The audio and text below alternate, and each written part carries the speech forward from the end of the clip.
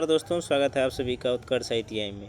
दोस्तों आज हम लोग जनरल साइंस में महत्वपूर्ण प्रश्नों का चैप्टर होने वाला है दोस्तों फिजिक्स में 25 क्वेश्चन के बारे में डिस्कस करने वाले हैं आपके एंट्रेंस एग्जाम के लिए जो बहुत महत्वपूर्ण होने वाला है। तो चलिए दोस्तों शुरू करते हैं। शुरू करने से पहले आप चैनल पर नए हैं तो ज़रूर सब्सक्राइब कीजिए और बेल आइकन को प्रेस कीजिए। वीडियो को अंत तक देखिए दोस्तों, तभी आपके लिए महत्वपूर्ण होने वाला है। चलिए शुरू करते हैं। तो आज का पहला प्रश्न है दोस्तों।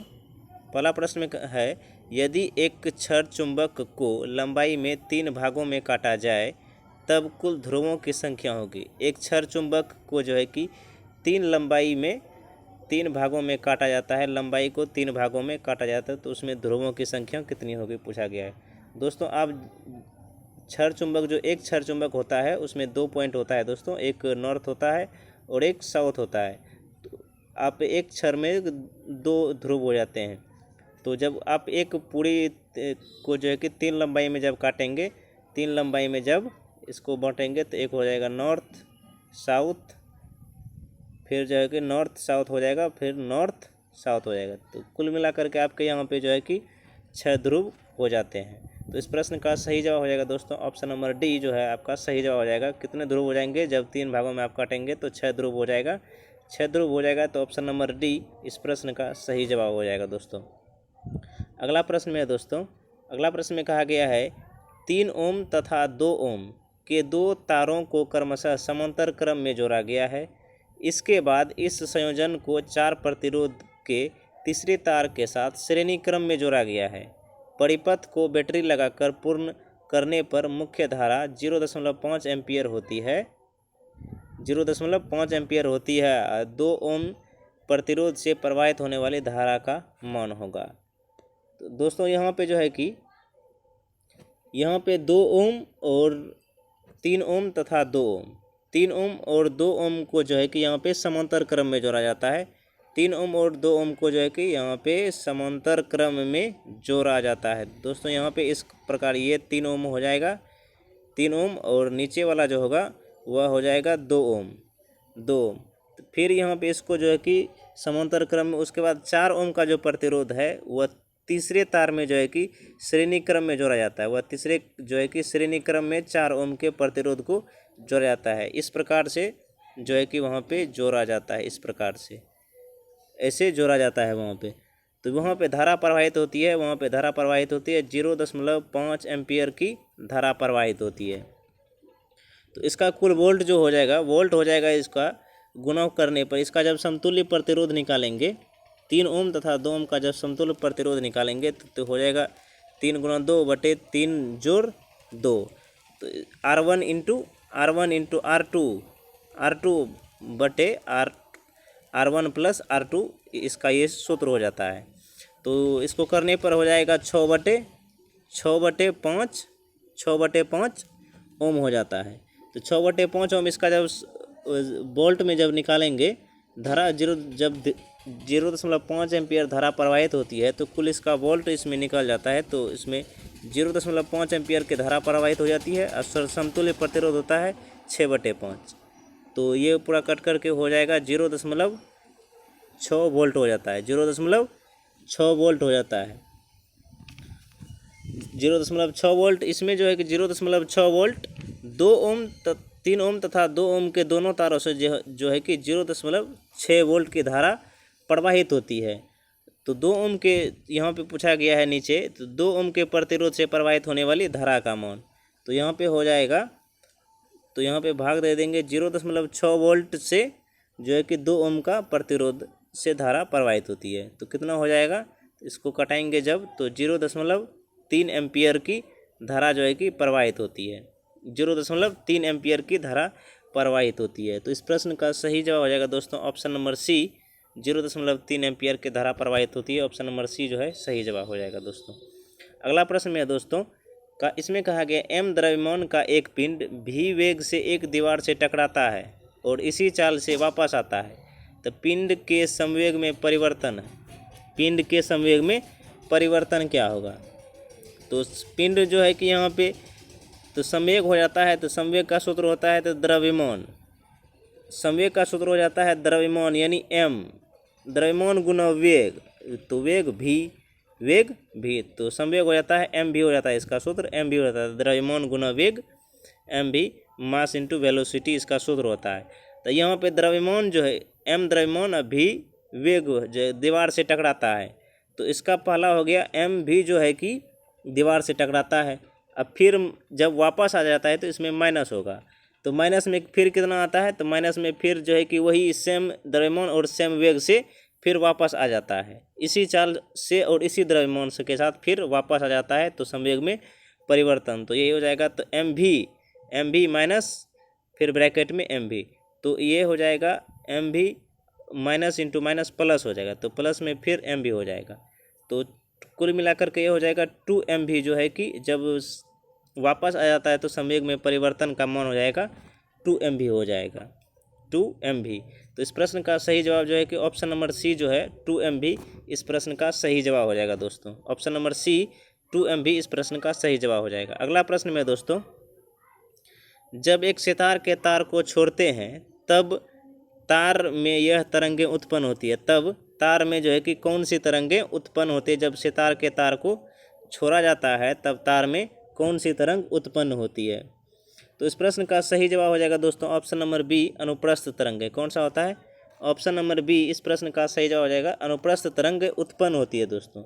जब सितार के तार को छोड़ते हैं तो तार में जो है कि अनुप्रस्थ तरंगें उत्पन्न होती है, तथा माध्यम में जो है कि जब सितार के तार को छोड़ा जाता है तो अनुप्रस्थ होती है तरंग, और माध्यम में यानी मीडियम में कौन सी तरंग उत्पन्न होती है, तो उसमें अनुदैर्घ्य तरंग होती है।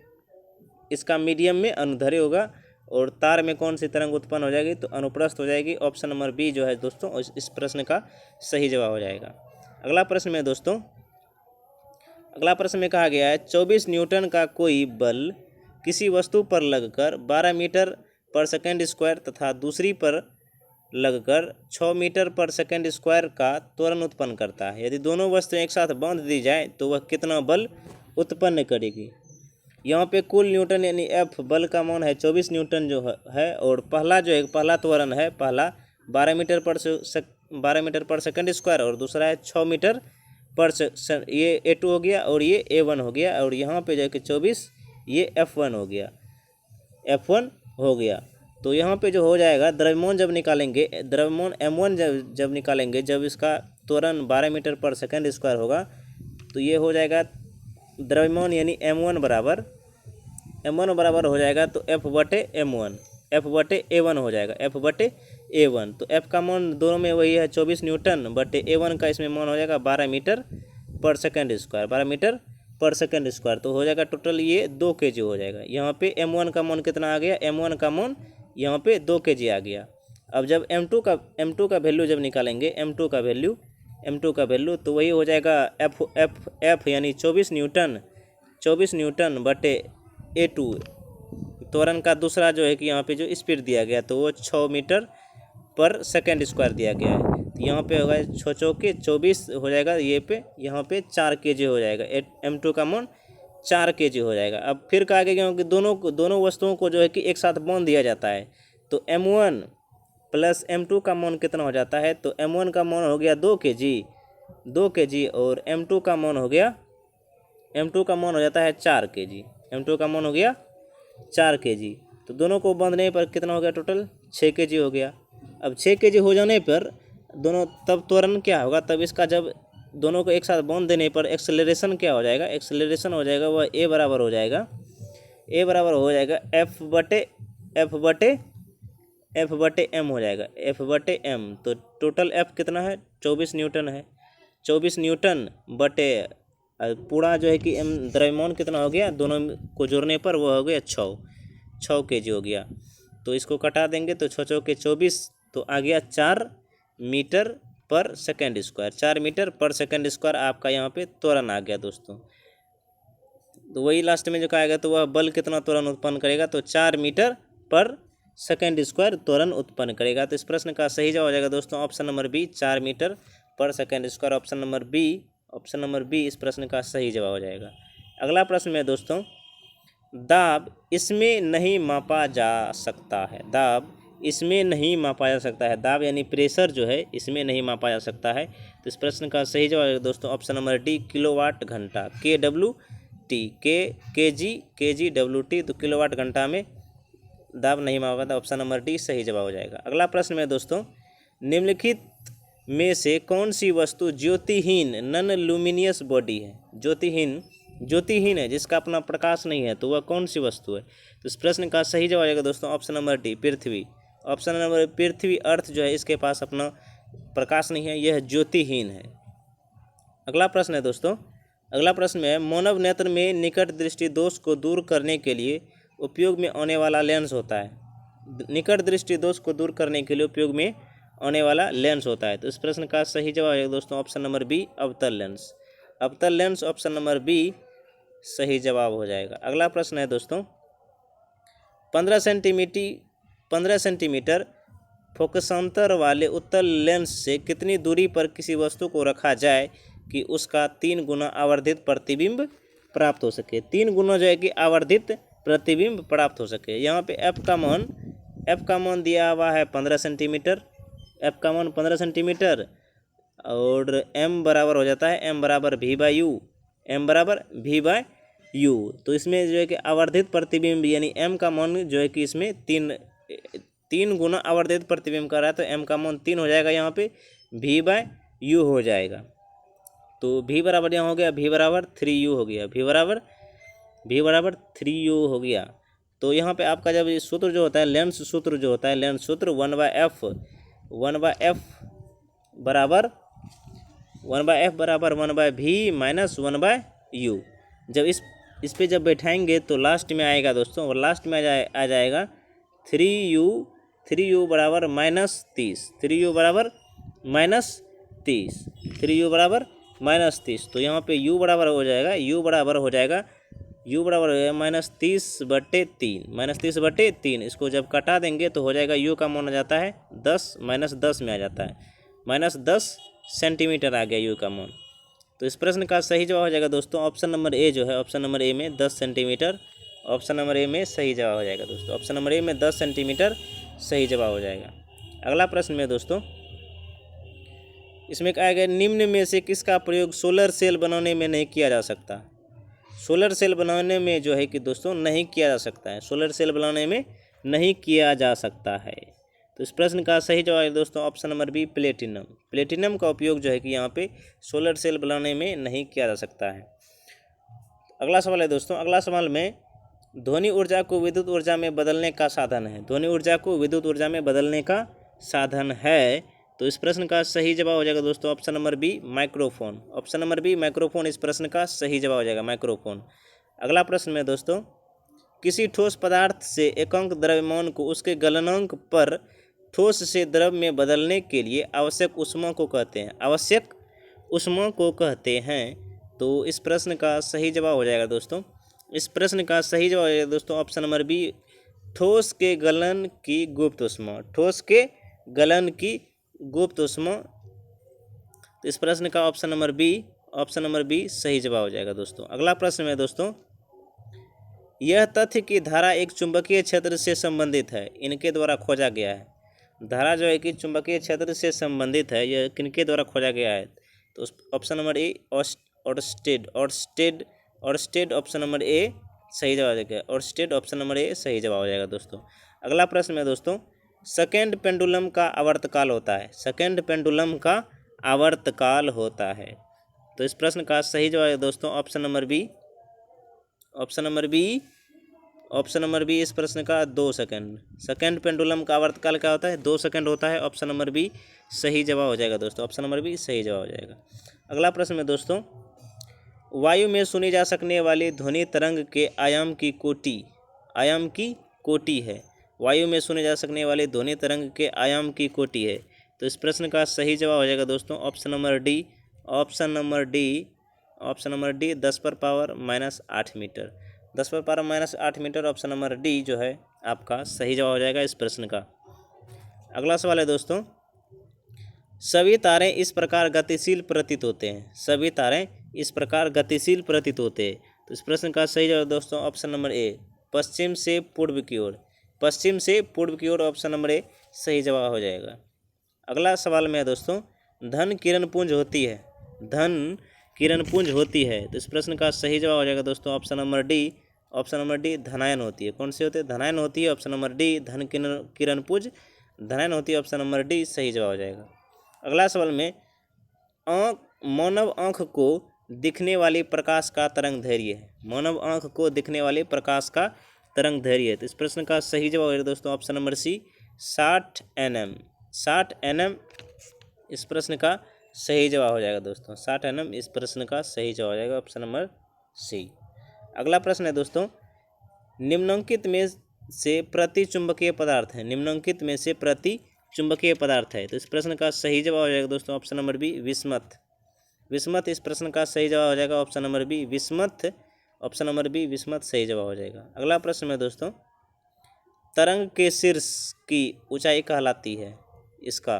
तरंग के शीर्ष की ऊंचाई कहलाती है इसका। तो इस प्रश्न का सही जवाब दोस्तों ऑप्शन नंबर डी आयाम। तरंग के शीर्ष की ऊंचाई कहलाती है आयाम कहलाती है। तरंग के शीर्ष की ऊंचाई आयाम कहलाती है। ऑप्शन नंबर डी सही जवाब हो जाएगा। अगला प्रश्न है दोस्तों, विद्युत मोटर किस सिद्धांत पर कार्य करती है? विद्युत मोटर किस सिद्धांत पर कार्य करती है? तो इस प्रश्न का सही जवाब है दोस्तों ऑप्शन नंबर ए फैराडे के नियम। किस नियम पे? फैराडे के नियम पे। ऑप्शन नंबर ए सही जवाब हो जाएगा। फैराडे के नियम पर विद्युत मोटर कार्य करती है। अगला प्रश्न है दोस्तों, घरों के पंखे बल्ब इत्यादि लगे होते हैं। घरों के पंखे बल्ब इत्यादि लगे होते हैं। तो इस प्रश्न का सही जवाब हो जाएगा दोस्तों ऑप्शन नंबर सी समांतर क्रम में लगा होता है। घरों में पंखे बल्ब जो है कि और सब जो इक्विपमेंट लगे होते हैं तो वह किस में होते हैं? समांतर क्रम में लगे होते हैं। तो ऑप्शन नंबर सी इस प्रश्न का सही जवाब हो जाएगा। ऑप्शन नंबर सी सही जवाब। अगला प्रश्न है दोस्तों, धूमकेतु की पूंछ होती है। धूमकेतु की पूंछ होती है। तो इस प्रश्न का सही जवाब ऑप्शन नंबर बी सूर्य के विपरीत। धूमकेतु की पूंछ होती है सूर्य के विपरीत। ऑप्शन नंबर बी आपका सही जवाब हो जाएगा दोस्तों। अगला प्रश्न में दोस्तों, ए एक समतल दर्पण की ओर 8 मीटर पर सेकेंड की चाल से गतिशील है तो उसका प्रतिबिंब इस चाल से उसकी ओर गति इसका प्रतिबिंब जो है कि इस चाल से उसकी ओर गति करेगा। तो इस प्रश्न का सही जवाब हो जाएगा दोस्तों option number C 8 metre per second. 8 metre per second. दोस्तों जब आप किसी दर्पण के सामने जब आप मान लीजिए कि 4 मीटर पर सेकेंड से जब जाते हैं तो वह उधर से आपका प्रतिबिंब जो है कि आपकी ओर वह दुगुने वेग की ओर से दुगुने चाल की ओर से उधर से आता है। तो इधर से जा रहा है 8 मीटर प्रति सेकेंड की चाल से जा रहा है तो उधर से आएगा इसका दुगुना, उधर से इसका दुगुना आ जाएगा तो दुगुना हो जाएगा 16 मीटर पर सेकेंड। तो ऑप्शन नंबर सी जो है आपका सही जवाब हो जाएगा दोस्तों। अगला प्रश्न में दोस्तों लास्ट सवाल है आपका। लास्ट सवाल में प्रकाश विद्युत सेल है। तो इस प्रश्न का सही जवाब दोस्तों ऑप्शन नंबर बी इस प्रश्न का प्रकाश को विद्युत में बदलता है। प्रकाश विद्युत सेल क्या है? प्रकाश को विद्युत में बदलता है, वह प्रकाश विद्युत सेल का काम है। ऑप्शन नंबर बी सही जवाब आ जाएगा दोस्तों। ऑप्शन नंबर बी सही जवाब है दोस्तों ज़रूर सब्सक्राइब कीजिए दोस्तों चैनल को। और आपका एग्ज़ाम है नज़दीक, तो मिलते हैं किसी अगले वीडियो में नए टॉपिक के साथ। तब तक के लिए जय हिंद, जय भारत।